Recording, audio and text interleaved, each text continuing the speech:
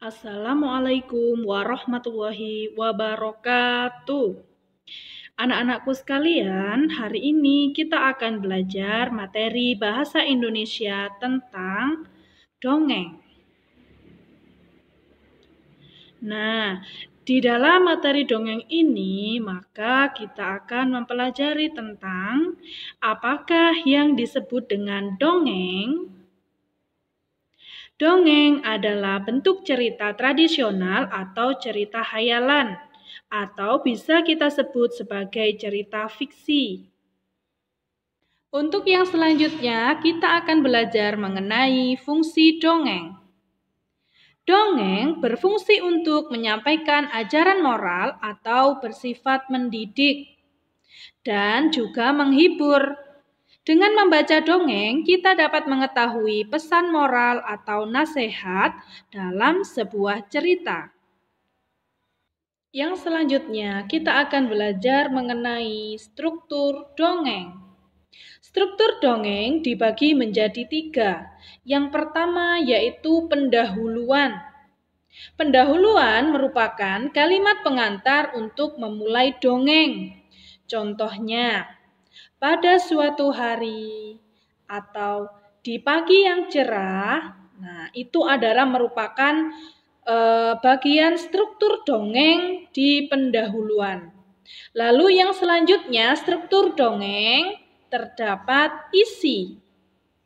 Isi merupakan bentuk kejadian-kejadian yang disusun berdasarkan urutan waktu. Lalu, yang terakhir yaitu penutup. Penutup merupakan akhir dari bagan cerita yang dibuat untuk mengakhiri cerita. Kalimat penutup yang sering digunakan dalam dongeng misalnya, mereka hidup bahagia selamanya. Sekarang kita akan belajar mengenai hal-hal yang perlu diperhatikan dalam membaca teks dongeng. Yang pertama yang harus kita perhatikan adalah lafal atau pelafalan. Nah, ketika kita membaca dongeng, maka tidak boleh berbelit-belit dan tidak kata demi kata. Jadi harus langsung. Contohnya, di sini Ibu Guru memiliki dongeng yang berjudul Kisah Pak Tua dan Pohon Kelapa. Cara membacanya tadi tidak berbelit-belit dan tidak dengan kata demi kata. Contohnya, pada zaman dahulu ada seorang Pak Tua yang hidup sederhana. Pak Tua itu mempunyai pohon kelapa yang ia rawat setiap hari. Nah, itu adalah contoh ketika kita membaca dongeng dengan lafal yang benar. Yang selanjutnya, ketika kita membaca dongeng, yang harus kita perhatikan yaitu intonasi suara.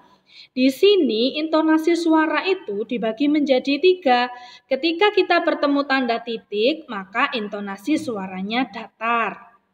Dan ketika kita bertemu tanda tanya, maka intonasi suaranya menurun.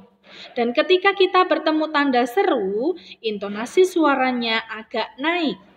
Di sini contohnya yaitu tentang dongeng yang berjudul Legenda Sindupati. Cara membacanya tolong diperhatikan, di sana ada tanda tanya dan tanda titik. Bu Guru contohkan, kalau bukan kamu yang membantu ibu, siapa lagi yang diharapkan? Begitu ibunya mengingatkan kalau ia turun ke pancuran mandi berlama-lama. Yang ketiga yang harus kita perhatikan yaitu ekspresi. Ketika kita membaca dongeng, maka ekspresi kita harus kita tunjukkan. Nah, di sini membaca dongeng harus dengan penuh perasaan agar pembaca dapat memahami pesan yang kita bacakan. Yang keempat yaitu kita harus memperhatikan tanda baca. Terdapat 2 tanda baca. Yang pertama yaitu tanda koma.